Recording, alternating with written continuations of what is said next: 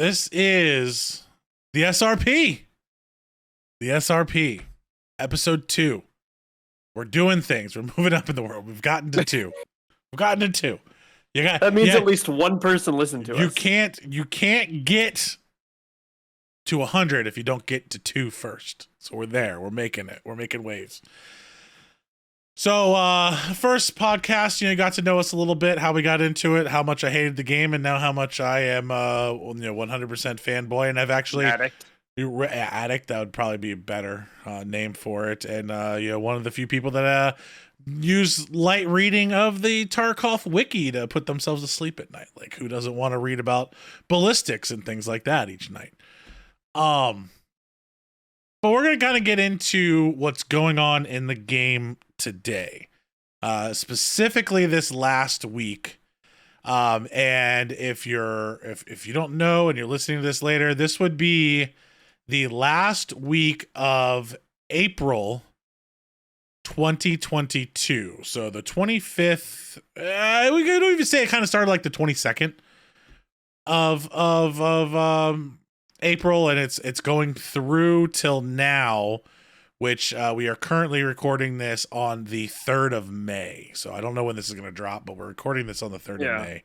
I think it all happened like the night of the 25th or the 26th, right? Because that's when I was gone in Barbados. Well, but we had hints at it before that, like the couple. We had started the process. So Nikita posted on Twitter, right? Yeah. So if we're gonna catch everybody up on what's going on, like we're talking about the Lighthouse expansion. Really, I think this is what we're looking at, and potential for a wipe in the game.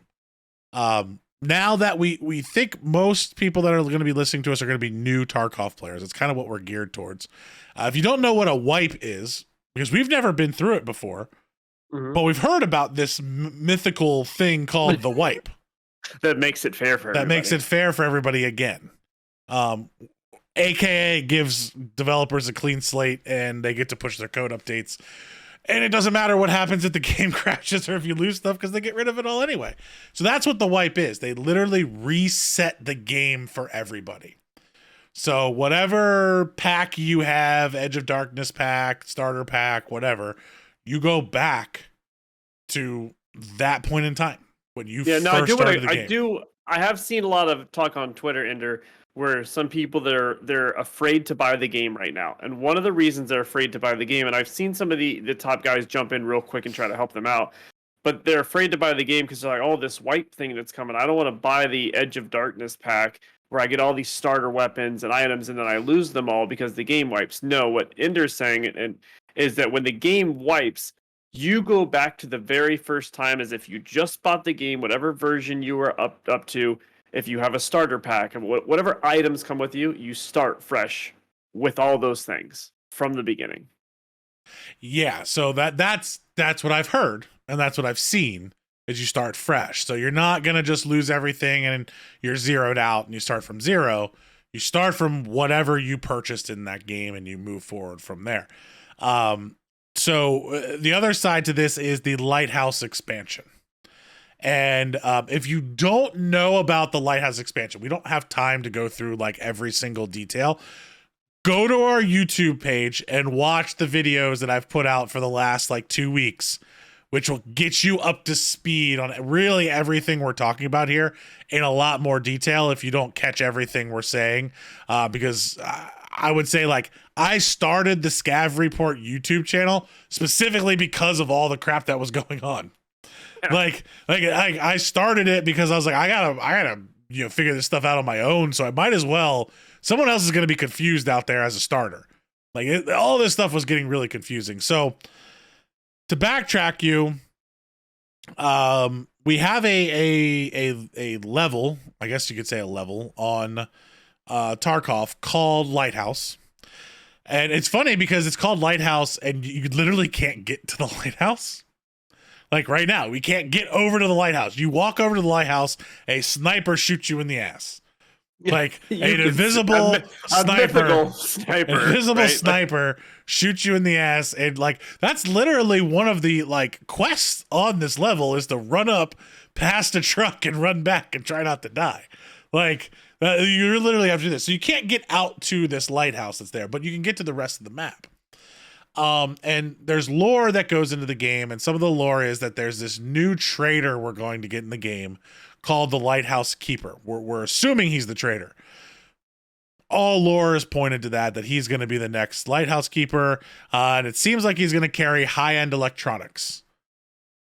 But the interesting thing about him is he's going to be an in-game trader, which is something we haven't seen before. Which is why I think a lot of people were talking wipe, because you're talking about a new mechanic in the game that's there. But this actually started a little bit before that with the launch of the new rogue bosses that were going to be on Lighthouse as well.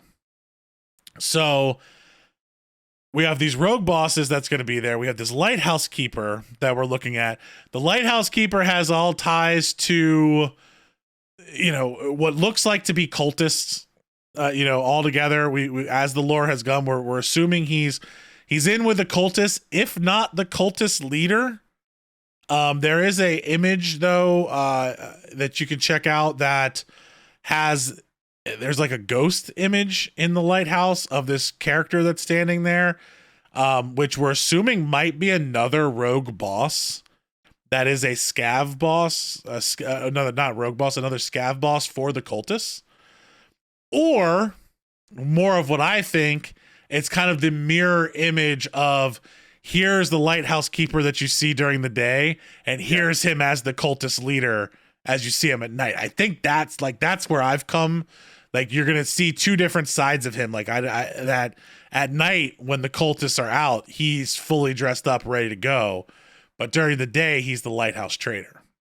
I think that's more of what it's saying there than there's a whole new character model. I think he's two people. Yeah. I haven't heard anybody else with that take, so I'm sticking with it. Like, I'm going to be the first one to say, hey, I think that's what's going to happen. Anyway, this all led us up to this current in-game event that we're at. And this happened, James, like right when you left for Barbados. So you haven't got to experience the chaos, I should say, that is starting, and I would say the giant split in the community. Yeah, I've watched especially on Twitter. I've watched it from afar on Twitter. I've read through the day, and last night was the first time I've played in over a week, and we got 2 or 3 raids in. Yeah. So what happened is Lighthouse Keeper got pissed. Basically. And I kind of blame the community for this, because Nikita tweeted out a tweet saying, if this tweet gets X number of likes, I'm going to remove all of the traders. And us being the gluttons for punishment we are, the game's not hard enough as it is. We decided to go ahead and like this post. I think it was like 30,000 times. And Nikita, man of his word, removed all of the traders. Then he added another post to that saying if we hit 45,000 likes, he's going to remove the flea market. And he did it. We hit 45,000 likes and we removed the flea market. Then the lore started coming in. So this was obviously a prepared event that they had. Correct, and Nikita was going to do it anyway. But it gave them, people to like and interact and do all those things on social media. You get to hear the little bell go off and, get that dopamine hit, if he needs it and all those things. So we removed them. And basically the lore behind it is that the Lighthouse Keeper got mad at all of the other traders for selling all of his high-end electronics. Because right up before that, we had this really weird thing that happened where there was a ton of barter deals for electronics. I mean, stupid expensive deals, but you're getting like slick armors, you're getting some like top end gear out of these electronics for these electronics. And the Lighthouse Keeper, being that he is a electronics trader, did not like that happening. So he flexed his muscle and, I don't know, best way to say it, like kidnapped all of the traders, like forced them out, and is not allowing them to trade in Tarkov. So that's where we're at today. We had, or not today, but we had no traders for most of last week. This set some fireworks off, man. People were not happy. I was not happy. Now, for anyone that's new in there, do you want to kind of clarify what it means to not have traders in flea market as a new player? Yeah, so as a very new player, let's say level 1 to 14, flea market means nothing to you. So you don't have to worry about that. Traders mean everything to you because that's how you get your gear, your bullets, your health, your healing packs, all of your meds, all of your food, or anything that you don't find in raid. And not to mention your quest, your task. Your tasks, exactly. Turning in your tasks. tasks. Like story version. Think about all those people going for Kappa and stuff like that. They haven't been able to turn in a quest. You can still do the quest, but you're not getting anything new. Well, I guess you are getting them new, but you can't turn them in. So you can't turn them in, you can't get anything new. So yeah, you can't do anything once you've done all of them. So you're not getting your quests, which when you're lower level, that's where a lot of your good gear comes from. And weapons come from is those quests. The biggest thing for me was I had not stockpiled ammo the way that everybody else had in the game, or the higher end players had in the game. Because I was used to like, let me buy 2 mags and the ammo that I need per raid. So I'm sitting here with, and mainly because being new, I'm only level 36 now, which is still newer in the game. I'm more mid game now. I'm still fighting space, and I have the Edge of Darkness account. Like I got as much space as you can get, and I don't want to keep all these mags around, so I got rid of a ton of mags. And I'm like, I'll just buy what I need. What's good, what's not good. You don't know. Yeah, you don't know, and you're keeping stupid attachments that you don't really need, and then bam, they get rid of our ability to purchase anything, and then they get rid of our way to purchase anything off of the flea market. So, in the flea market for anyone over level 15 and above is we'll have another podcast on like whether or not the flea market should exist or not. We're not going to get into that here. But it's where the trading happens for everything in the game between player to player. It's a player market. It's a marketplace. And in that marketplace is where you can buy most of your raid gear. Like I would say I get, my helms from it, my headsets from there. Because some of the stuff I don't have max traders, so I don't have them yet. And the only way I can get these headsets, like I like the tactical headsets, and the only way I can get them is off of the flea market because I don't have enough trader rep with Ragman. I need Ragman 4 in order to get them, but I can get them off of the flea market. So I'm used to just, I need a helm, I need this. I just buy them before the raid and we go. Yeah, I can't do that. So anything I go and raid with now, and I die, because in Tarkov, you die, you lose all the gear that's not in your secure pouch. I don't have any way to replace it anymore. Easily through rubles. I got 17 million rubles. That mean nothing in the game anymore.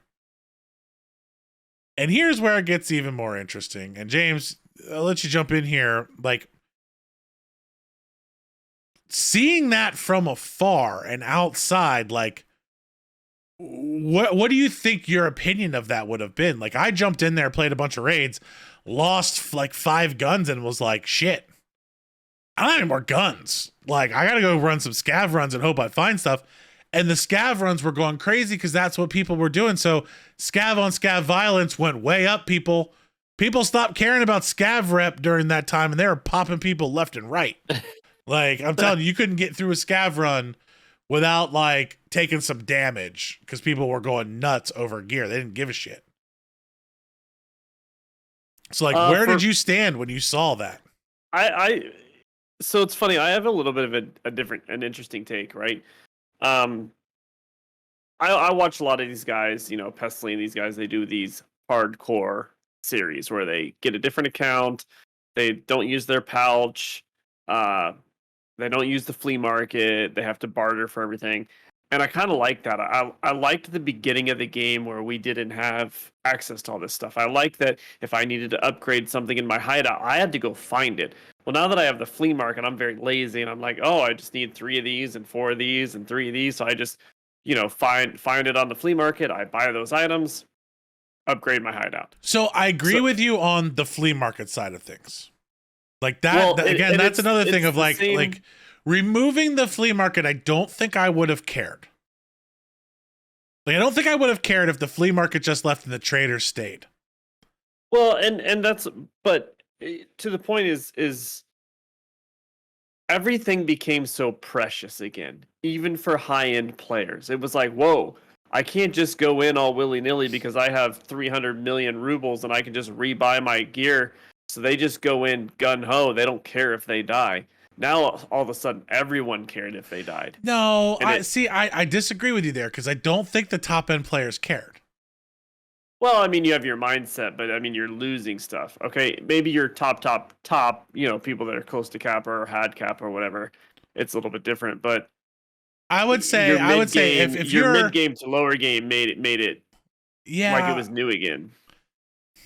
And also now look at the end of the day, this is still a beta, right? The full game still hasn't been released. I every time I get a beta, you constantly run into people. Oh, the game's broken. It doesn't work, and they make small and minor changes constantly. I kind of like the fact that, oh, okay, maybe sometime during the next wipe, there's going to be another event like this. Maybe it changes dramatically. Yes, am I going to come across instances where there's going to be a 3 or 4 week period that I might not really enjoy playing the game because of what he's doing at this point? But I like these huge swings. This is exciting to me that he's willing to take, like, really change the game and see how we react. And whether it's good or bad, positive, negative, you like it, you don't like it. This feedback that Nikita and Battle State Games is getting is honestly, in my opinion, I think really imperative to their final product. And even if everyone hates it, you're not going to see these trends if you don't put the people through it. And I like a game that, I always laugh because people are, oh, it's ruined the game, I'm not playing it. Just play yes, am I going to like everything? No, but the things that were hard or moments I was like, oh man, that was a stupid moment. I'm a big Destiny player. I'm sure World of Warcraft sure was the same for you. You look back when the game was running its best, when Destiny's running the best it's ever been, I don't have a lot of fun memories from those moments. But man, when the gun was broken for a week, or they put you through a quest that seemed impossible and I absolutely hated it, or maybe I really, really loved something, those created, to me, community memories that are hard to get in games. And it seems like Tarkov's able to really bring that together and bring the community together, even if it's against them. I agree with you, but here is where I think my frustration came in to Tarkov was kind of like what you said in the beginning around the wipes. This is a change that if you are just getting into the game, I could see you not coming back to continue to play. Because you're going to be like, well, it could just change tomorrow. Like, I was doing fine. I was learning how to do it. I finally got, like my whole problem is why have, why make something so obsolete in the game? Like your currency. You've literally made your currency obsolete in the game. And that is obviously a huge thing around you, because the other side to this event is it's not staying. They're not, it wasn't like, it was just a week-long event and we're getting the traders back. So they had no intention of this being like a forever thing. Correct, yeah. So it is just an event. So to go through it, what is happening in the event at the end to get our traders back is anyone, and here's where it's even more interesting, is where they tried to go after the higher end players here. Because lower end players don't have this. You got to actually, well, a SCAV case, which you've had to have come up with a ton of rubles. So again, if you don't know what a SCAV case is, so in your hideout, and I don't have one. You don't have. I have one. So in your hideout, you have to build your hideout up to basically max 3 on everything. And then you get the ability to create a SCAV case, which requires you to have like, I don't even remember what it was. I could look it up, but a bunch of like the rollers, the skull rings, moonshine box. That's a lot. Yeah, that's 1 million rubles right there. You have your own SCAV box. You had to put like, I think it's 3 intelligent folders in there, which are 400K a piece. So you had to have a lot of dollars to do that. And basically, they changed it. You can watch the video. I have the videos out on YouTube at the SCAV Report on YouTube. They changed it to where it was just giving them money. So what happens with the SCAV case is you give them something like a bottle of moonshine, and then they go out, and five hours later they bring you back gear that they find in raid. So it could be anything. Like I've gotten flash drives out of it. I've gotten graphics cards. I've gotten high-end weapons. I've gotten slicks out of it. Like they can bring you back anything. And what happened is rather than it being like, I give you moonshine or I give you an intelligence folder, it was all, let me pay you as many rubles as possible. And when you click the button, it's like, oh, it'll be back in 5 seconds. And I'm here like, dude, a SCAV run in 5 seconds. I'm going to get some great loot. Like, I'm thinking this is going to be fantastic for me. I'm loving this event. Thank you, Nikita. This is great.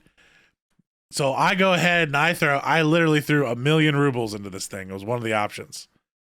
I hit the fucking button. Bam! SCAV takes your money. I'm like, what the like, literally, and no one knew this was happening. Yeah, people thought the game was broken. We thought it was, well, so at first it was giving you an error. Like it was broken. Like it was just erroring out over and over again. And they didn't have the message up yet that said like the SCAV took your money because none of the lore was out there yet. It just literally looked like it errored and you're like, fuck, what happened? Like the tweets went crazy. People were going nuts. And then it was like, oh, this is the start of this event where Lighthouse Keeper wants 1.5 trillion rubles from the community. And that's a lot of rubles. But there's a lot of rubles in the economy. There's a lot of rubles in the economy, and you can go back and look at like the last wipe statistics. Battlestate Games does not post current statistics for the game. They only post wipe statistics when the game's over. If you look at last wipe, there's more than enough rubles in that game. So we knew there was enough that we had to do there. But in order to do that, everyone that had a SCAV case had to donate their rubles. And basically just be like, it's like being married and having kids. Here you go. Here you go. Just throwing my cash at it like over and over again. Like I'm just broke again. I did all this hard work and I've got nothing to show for it. So it really pissed me off. Like I was like you've, back to my point, you've completely destroyed your economic value in the game. I have no way to barter for anything either. Like every game like this needs some form of economy, and there was zero economy for 5 days. But I have seen where Nikita has said that he wants more community events, and this is the start of a lot to come. Well, who's to say that we're not gonna? This is the first. We have the Bears, and you have the USECs, and we're USEC. USEC's more English speaking, I think, North American side, and the Bears are all the Russian guys. And those are the two factions. One of the two factions you can join as a player. Who's to say at the end of this we don't find out? There's not a reward for the faction that donated the most money. So but the problem I have with that though is I'm not 100% sure that this number is true. We're seeing. Yeah, that's so I feel like there's a deadline to all of this. It's 5 days. Well, I will say this. I have been refreshing this entire podcast, and I have literally watched $9 billion be donated in the last 25 minutes. Now I'm not saying that couldn't happen because Europe could be on right now, and other places. But it is funny. It's going really quickly right now. It's going really quickly because tomorrow might be the day, the 4th, And that's what this is all like wrapped around is what 5/4 seems to be the date that has been popping up on some of the documents that they had, has been the conspiracy theory around it. We're going to get whatever we're going to get, whether it's going to be a wipe, whether it's going to be the expansion, whether some people out there saying it's going to be streets. You know, we had this one video where it made it look like we might be getting streets for Tarkov. I don't think we're going to get that. Nikita did say in the dev review that they had they're pretty far away from that being ready. But that is what everyone is working on. Like he stated, like we're all working on this. But again, I still go back to the whole thing. Like I don't like events that take a key element out of the game and make it to what I felt was semi unplayable in the way that I wanted to play the game. Now, I am not saying that it was good or bad. I honestly think the event did what it was supposed to do. It got people talking again. Think about the amount of just YouTube videos that were made. I've made at least 6 off of this event alone. The tweets that were going out, we're gonna have a whole podcast episode on this, and I know multiple other podcasts have had full podcast episodes breaking this down throughout the entire event, like multiple in a week, talking about it. So it got the community engaged to whatever this event is going to be, and I think it's going to be super interesting here. My question to you, are we wiping or are we just seeing an expansion? I mean, we talked about this off air a little bit, and I didn't think we would wipe until you said something that made a lot more sense to me last night. You said they're adding these bosses, most likely in this expansion, the rogue bosses, I think they're called. Yeah. And this lighthouse expansion with this trader. And if you don't wipe, the late game people are just going to farm bosses, and you're not really using this trader to its full potential. You can overbuy everything. So you just kind of like, it's just like, it might be a test server. I think you missed a little bit of what I said there. So I think there was twofold there. Like you kind of missed a little bit of what I was saying last night on it. Is that I think the economy wipe we just went through was trying to get everybody to donate all their money so they didn't just go in and shit on all the bosses. Yeah, but of course not everyone's going to do that. No. There are literally top-end players refusing to play the game right now. Yeah, there's top-end players refusing to play the game. And Lupo is on a rampage of saying, don't donate. Well, because it is funny. And then Nikita donates 50,000. What was it? 50,000 rubles to him, or 50 million rubles. Well, the thing that I like, that was funny as shit. People got pissed about that too. The thing that I like about these community events, and I like where Lupo's going with this. They do these in Destiny a lot. And I don't know what other games you played if Warcraft did a lot of these things, but it's always like we always seem to make it. We always, even if they have to adjust it because the collection is not. It's like I want to not make it and see what the punishment is from the developer one time in a game that I'm playing. Like, what if we don't donate this in time by May 4th? Like, then what happens? Do they just did one of the traders get killed? Like, do they follow? Is there something in the lore that can be affected by the game because the community didn't come through? And that's what I want to see. And so I like where Lupo is like, no, stop, like don't, like everyone stop, just let's see what happens. We all know. It's like you said, these things are planned ahead of time. So it's like, oh, great, okay, we got these. Well, they have to launch. So I agree with you. I think I didn't look at it that way, but like I happen to agree with you after you said that. Like, yeah, I would love for us not to hit this number. I know we're gonna hit it. Having a software development background and that being like my day job, you know you gotta push this code in order to be able to meet your deadlines for your other stuff. Mm-hmm. Like anything they're doing here is going to be the beginnings of the next thing and the next thing and the next thing. Like they're going to have pieces of infrastructure they need to get out there. They did the server updates, it was down and laggy for a while and they had those. So they're preparing for whatever the next, and again, they're beta, so they're still building the infrastructure and the blocks that they need. So, they're going to get there, but it would be interesting if we didn't. And I kind of feel like the way Nikita treats this game this is his baby. This is personal sandbox for sure. It is. He's having fun in this world, and that group that they have. I wouldn't put it past them to be like, fuck it, I'm just gonna push it for another 6 months and see how you guys do, and you're not gonna get them back. Like that would be, and again, I don't think we're gonna get that because one, there's a lot of money on the line that they have. They have to keep, they're getting huge traction with how bad all the other games are doing right now, especially with like Lupo streaming them. They got top streamers coming over to the game. They're doing a lot of tournament events. That's another thing I want to go into on why I didn't like this wipe because of the tournament event issue. Not a lot of people are talking about that, but I'm a huge tournament like pro gamer. I love that stuff. Like I love pro gaming and like competitive gaming out there.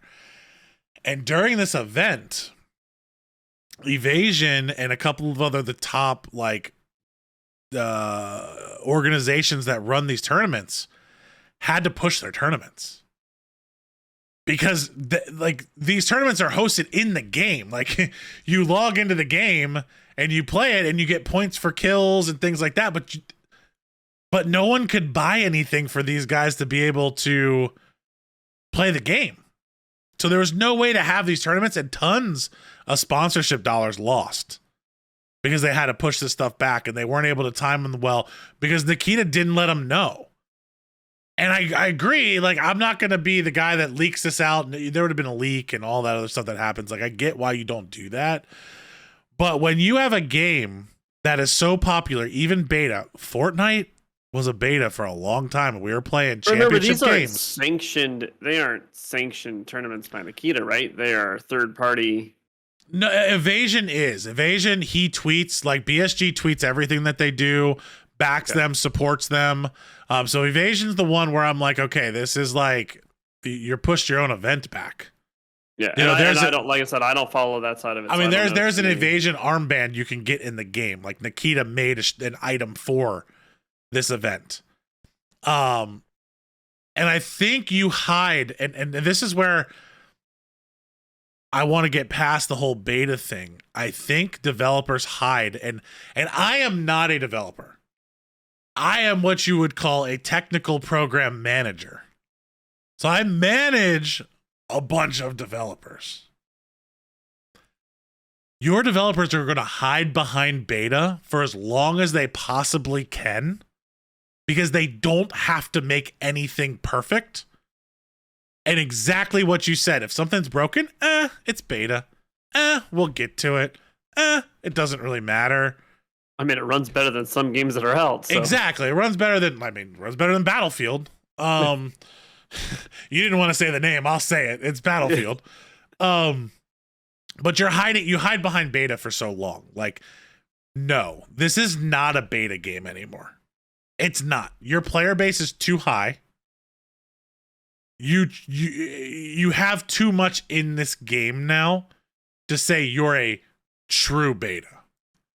Now, if I want to prepare my community and say, look, guys, we could change it whenever we want and go different directions, and we're going to, that's between you and your community. And I think we all understand that this could happen. Whether we like it or not, I'm still going to continue to play. And I think the event overall added the tension back to the game. I agree with you. It added an element of, well, I have this weapon. Let me go see what I can do with it. Rather than I'm just going to vendor this and go buy the one that I want. This is all I have. So this is what I'm going to do. Going back to the SKS, going back to the 545 AKs, picking stuff off of a SCAV and having to deal with jammed guns. Like you just went through that in your stream today. Like how the hell do I fix a jam? Like I don't remember because my guns' durability are always 100 because I buy new ones every couple of raids. Like I don't have to deal with that side of the game. So all of that being said, I think it was a good event. I don't think we wipe. I think we are going to just get the boss expansions and things like that. But I wouldn't be surprised if we don't get to the number. I'm going to call this here, and I don't think anybody's going to do this. This is my this is tinfoil hat me. I'm going to make a wild guess here. If we don't hit the number, this is what I would do if I was a Nikita. I would take the number that we have left, divide it by the rest of the entire pool, and subtract it from everybody. So if there's 40 billion rubles and we didn't hit it, take 40 billion divided by the player base, and everybody loses that amount of rubles, and it pays it off anyway. I mean, I can't even cover it. Exactly. Some people are going broke. It's like, hey, community. You know those guys with all the cash that said they didn't want to do anything, like the Lupos? Well, guess what? He just screwed you because you lost all your money and he still got some. So I would just say you just lose it. Like let's economy wipe it. All the rubles go away. I think it'd be funny if they wiped only the people that didn't donate. Well, I donated by accident. I didn't mean to. But there was other ways to donate too. So there was the in-game circles, the cultist circles. You buy stuff from Fence too, Fence, the repair costs from Fence went to it. Anything you sold to Fence, anything that you did insurance with Fence supposedly went to it. There were all the cultist circles in the games that you could drop gear into, and they would come pick it up, and that would count. So there were other ways to donate, even if you didn't have a SCAV box. But overall, I think it was a fun event. I don't think we're gonna wipe. So that being said, we have gotten, at this time of this recording, we have gotten Therapist back and we've gotten Proper back.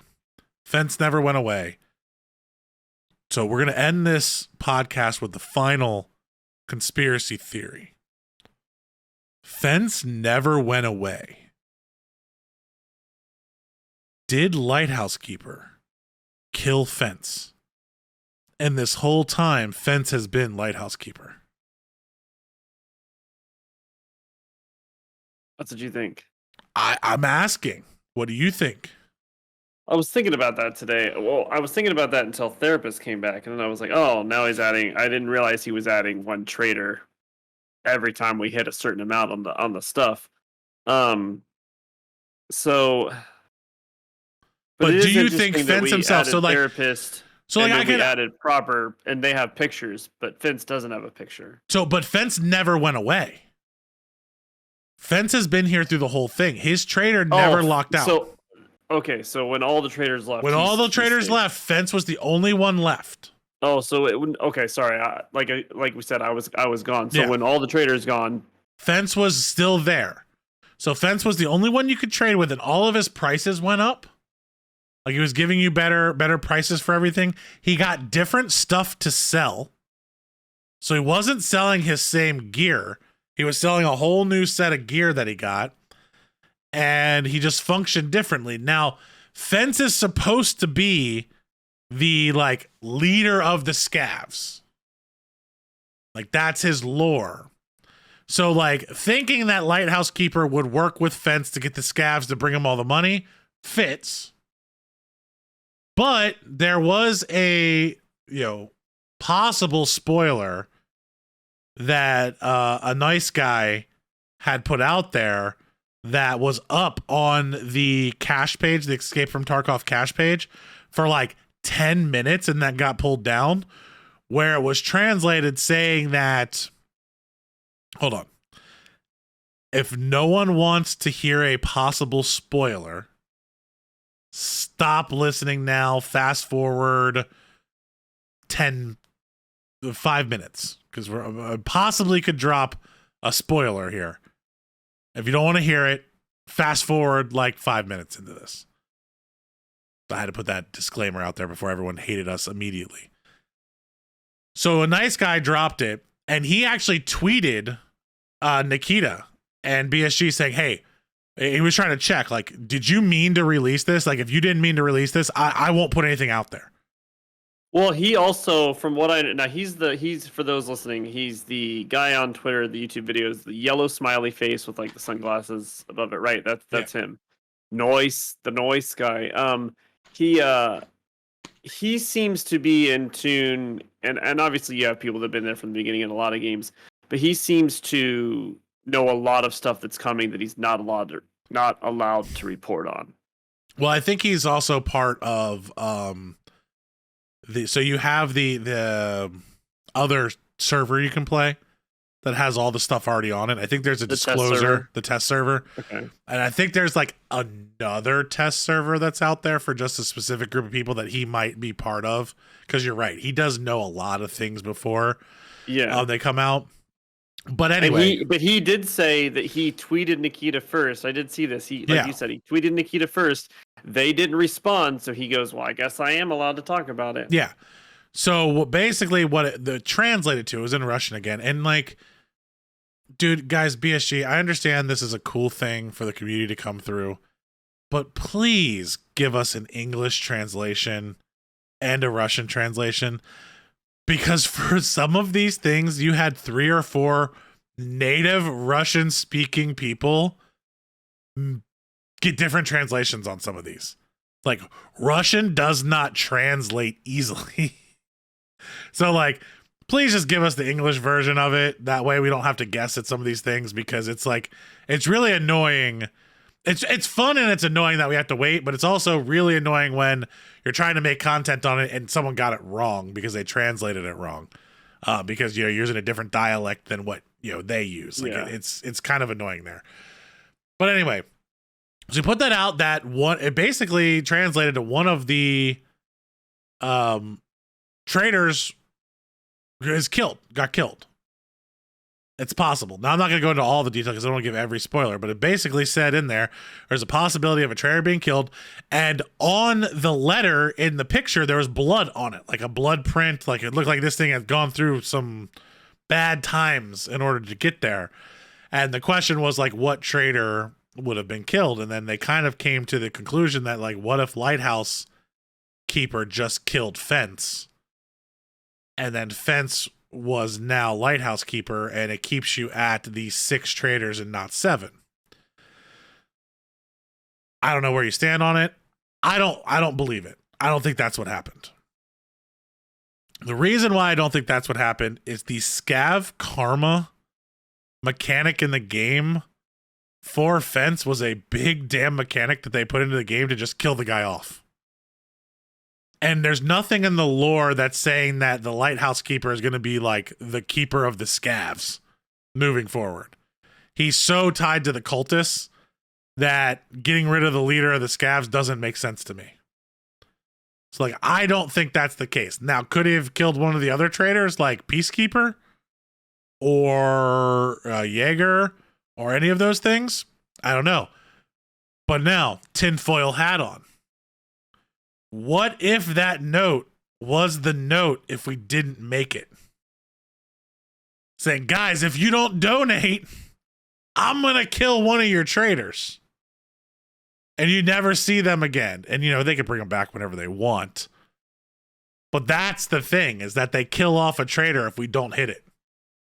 I think that would be legit. It's like, if we don't, as a community, hit this number, we're going to kill off a trader. And that was what we saw there. And since the leak came out, they just scrambled and said, we're going to scrap it. We're just not going to do it that way. We'll just keep moving forward with the content. Yeah, because I will say that they definitely, for a first-person shooter that's got this battle royale extraction, looter extraction, I'm not sure what genre you even call this, but they really do lean into the lore. Yeah, there's a big lore behind it. I mean, there's even like movies. There's a movie. Yeah, there's a whole movie. And we should do a podcast episode on that soon. I mean, it's all I need subtitles. It's subtitled. Yeah, it is subtitled. So yeah, I could sit down for a day and be like, okay, I'm ready to read a lot. But I did watch the beginning of it. It's pretty legit. Like it's pretty cool there. All right. Went over a little bit of time, a little longer than I wanted to go into it, but I think there was a lot of content there. Just trying to get you guys up to speed on what was going on, what we think is going to go on. Get James up to speed on what's been going on since he's been out for these. So again, if you want more content from us, please check out the SCAV Report on YouTube. Just search the SCAV Report. You'll find it on YouTube, and it's all news in Tarkov. Again, I try to stay up to date as fast as possible. We do have day jobs, so it's not always the most up to date, but you will get the information as soon as we have time to post it and get those things up there. Also, for the podcast, we do some other podcasts that are out there. If you like anime, if you like horror movies, if you're a parent that is struggling on figuring out what to do with your kid in gaming, or if you're a parent that's a streamer, both of us are. We talk about that as well. I'm not part of that podcast. I come in as a guest, but James and Kia put that on, just trying to tell you how difficult is it to be a streamer and still be able to play games and have kids, get them involved at a young age, or not get them involved at a young age, how you feel about it. That podcast has been around over a year. There's 40 episodes out there, so you can go ahead and catch up on a lot of material that they've done there. You can search on any of your podcast platforms, the Last Choice Network. That is the network that James and I both co-own here. And please check out the content that we have. If you like this stuff, let us know. We'll continue to bring it. Got anything for the people, James, to end the day?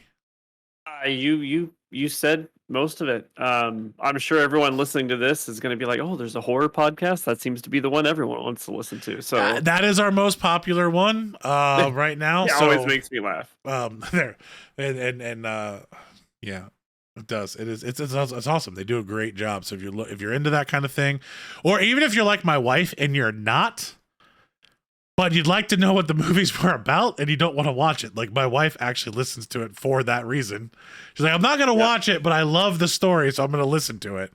And they do a great job. If you want to hear one of the best voices in podcast, you have to go and listen to it. He is iconic. Iconic. I think that's the way we're going to end this. Thank you, everybody. We will see you later.